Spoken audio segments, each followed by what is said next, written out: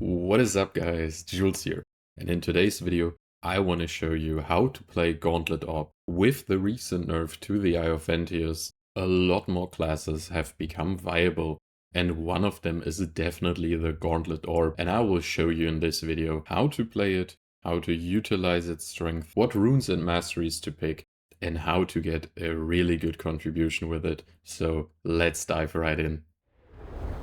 To start things off, we have to look at the basics of this class. And firstly, we will take a look at the orb. So first things first, you got the distortion veil from the orb. Once you put the leftmost spec point in it, it will turn into amplification veil. Amplification veil will boost your base damage by 15% while the shield is active. Next up is Summon Satellite. Summon Satellite will give you 20% heavy attack damage bonus when your perception and wisdom is over 70. You will activate this effect through the key mastery on the top left in your orb tree. Since you will most likely play with a crucifix in a party that wants to take the offensive version of the Summon Satellite, we will play the defensive Guardian Satellite, which you get once you put the first spec point into this skill. In case you play with an Oracle healer, you don't want to take this skill at all, and instead you want to play with Star Destroyer.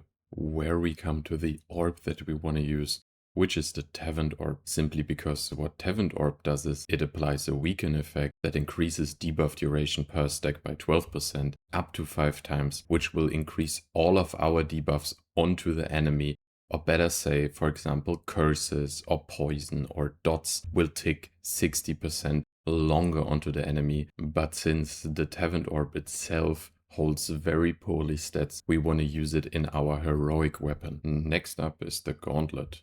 First of all, we have Eclipse of Blood. While the effect is active, boosts your damage by 21% and increases the base damage of Claw by 100%.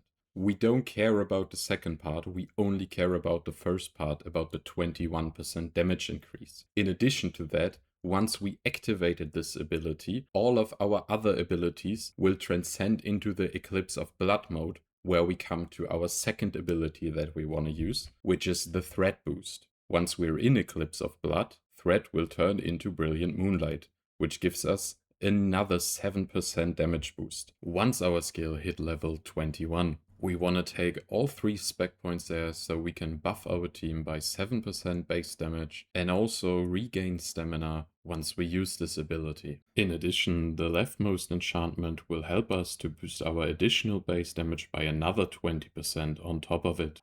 So in total we have the 15% damage from Amplification Veil, the 20% heavy attack damage bonus from the Satellite, the 60% debuff duration increase from the Tavern Orb, the 8.4% from the Brilliant Moonlight, and last but not least the 21% damage increase from Eclipse of Blood. Next up you might ask, Jules, but what skill course should I take? And let me tell you, first of all, you want to play with the Nebula Resonance. Since we don't want to get the negative effect from the Nebula Resonance, we will also play with Nebula's Echo as our second skill core. The Nebula Echo you can simply get from the dungeons, and the Nebula Resonance you can go to your resin merchant and purchase for 90 resin an orb chest, and with a 14.3% chance you have the Nebula Resonance in there. Now let's head over to our build that we want to play. As already mentioned, we want to play with the Heroic Orb with Tavern Skill Core, and best in slot for the Gauntlets are either the Arctic Raw Gauntlets or the new Archboss one. Delusionoa is also another option, and if you're looking for a cheap replacement, you can also play with the Snowfield ones. For our armor set, we simply play 4 pieces of Punisher with Heroic Boots. For the Heroic Boots, we want different traits. We want Wisdom, Strength, and then you can either go for max mana or for critical or heavy hit chance. Depending if you, for example, play another wand class, then you probably want max mana here instead of crit. For our other pieces, you can also play with the Heroic Bracelet, for example. If you don't have the Bracelet of Evening Tide, your traits on there would then be attack speed and double stat. Here you would then play with either the new magic one Or you would play with the Undying Star. As rings, you can also play here with the Soaring Emblem ring, or you can play triple stat, or simply the dungeon one with crit and heavy. In my case, I play with the Heroic Necklace because I'm kinda missing out on crit chance, which is why, from my testing, I had better results with the Heroic Necklace than with the Heroic Bracelet or Heroic Earrings, for example. For our runes, we want to go with mana cost efficiency for yellow, since this build burns a lot of mana. In addition, we want to take mana regen in our blue nodes when we can. For our chaos runes and for our red runes, we want to middle out magic and melee damage. The damage mostly comes from the orb, but we also have, for example, claws as a really high damage ability, so the spread is about 60 to 40, so we want to middle that out for magic and melee heavy attack. Now that we have established our build, let's head over to the skills and masteries that we pick. So firstly, we take Amplification Veil, Gardening Satellite, the Nebula Resonance, Brilliant Moonlight, and Eclipse of Blood. Or better say, Composure, because we are now in our Blood Stance form. As our two main damage gauntlet spells, we want to pick Consecutive Claws and Bloodstorm, simply because both of them will give us the most damage against monsters. For our orb abilities, on the other hand, we of course need to place our orbs somehow, then we want to move them around with Milky Way, and we have our two big damage spells with Stellar Dash and Void Slash in. The Supernova Collapse we play because we have the Tavern Orb in, and we want to proc the debuff duration effect. In the following, I will explain our skill specializations while being in the Eclipse of Blood, because it makes things much easier to explain. So let me talk you guys quickly through them. First up, as explained earlier, is the Brilliant Moonlight, so we can spread the damage boost to our teammates.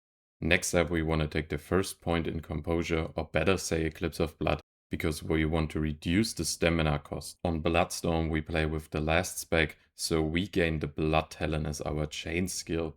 On Consecutive Claws, we want to max out the damage, while also reducing the cooldown. For our Orb, there's nothing all too special.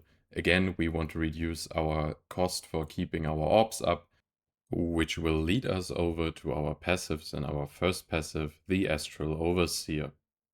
While Astral Overseer is active, reduces Star Calling's cooldown by 73.2%. This simply allows us to spam Star Calling more often, while also increasing our critical hit chance every time we activate an orb effect through one of our abilities. Next up is the Pulsating Galaxy, because we want to take the chance to increase our magic damage by up to 10%. Rift Fracture is the next ability we take. I will explain to you guys which spec we take in the Orb-Mastery soon. And last but not least from the Orb, we have Stellar Echo. Stellar Echo allows us to launch 6 extra projectiles with our basic attacks, each dealing 73 or at max level 75% of our base damage, plus 45. For our Gauntlet passives, we want to play with the Bloody Claws, because we want to boost our bleed damage. In addition to that, we also have a mastery node that will reduce the heavy attack evasion of the enemies by 4%, meaning our own heavy attack will rise by 4%. Next up is Momentum, because we simply want to take the 10% critical damage once we reach 100 fresh blood stacks. Then we have Hardening to increase our offhand attack chance through the masteries, and last but not least, Mass of Provocation to increase our base damage again. Let me now show you what this means when we go into our masteries. So let's start off by the Gauntlet. As mentioned earlier, we have Bloody Claws with the Flash Burst effect, so we decrease the heavy attack damage resistance of the enemies by 4%. For our other important mastery nodes, we have Turning the Tide, which will simply give us back 12 stamina every time we successfully block. We have the Double Impact, which will increase our critical damage by up to 15.6%. And then in the top right, we have Instinct and Restraint, which will increase our base damage by another 12% while we are in the Eclipse of Blood. If you happen to struggle with stamina regen, you can also take Endurance Training here instead of this battle node. For our orbs here, we want to play with the resonant heavy instead of the coordinated fracture, because resonant heavy will amplify our damage by another 30%. Next up is Tranquil Will. Because we struggle a lot to maintain our mana, I highly recommend you guys pick in this node here. Then we have the Seer, as mentioned earlier, to give us another 20% heavy attack damage bonus. Keep in mind, this only activates when Wisdom and Perception are 70 or above, so you want to make sure you hit that threshold. And last but not least, Light of Annihilation. We take this, so once we use our Supernova Collapse for proccing our Taverned Orb, we will increase our critical damage of our next active skill by 14%. For our overall masteries, I like to play with Survival Enhancement, Potential, Guardian's Awakening, and Battle Prep. This time you don't want to play with Bloodlust or Piercing Spear. You can try Piercing Spear instead of the Survival Enhancement if you want, but for me I had much better results with the Survival Enhancement than with the Piercing Spear, simply because we don't do enough attacks to make this one a valuable node. So now that we have talked about all of those things, let me show you how would a proper rotation onto the dummy look with this class. So how does a proper rotation now look like?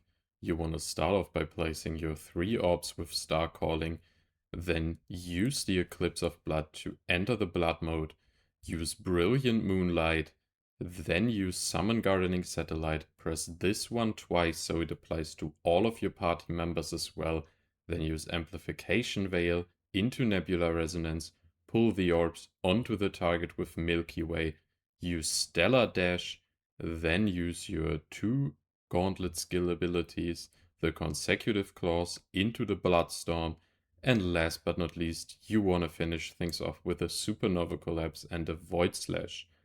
After you use the Supernova Collapse, make sure to reuse your orbs again, because Supernova Collapse will use up all your orbs. And then you just want to prioritize Consecutive Claws and Stellar Dash, simply because those two are your highest 2 damage spells. Don't forget during your rotation to press Brilliant Moonlight again, so you gain back stamina. You will see this here.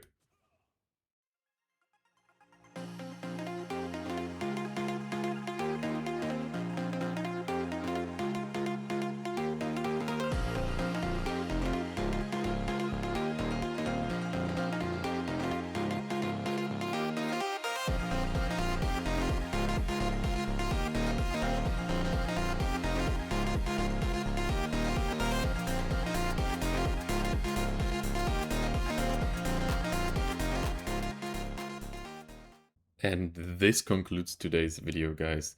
Thank you so much for watching.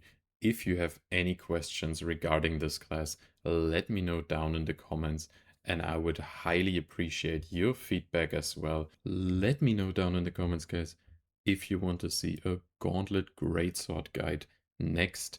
I don't own a Cordy, but I can still show you rotation runes and masteries from talking with other players, so let me know down in the comments below if you want to see it, even though the DPS from my side would be a little underwhelming. And see you guys in the next video. Take care. Bye bye.